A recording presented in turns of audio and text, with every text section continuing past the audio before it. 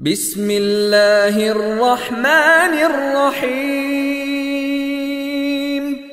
قل أعوذ برب الناس ملك الناس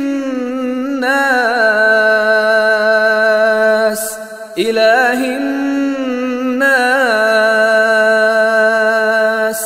من شر الوسواس الخناس الذي يوسوس في صدور الناس من الجنة والناس.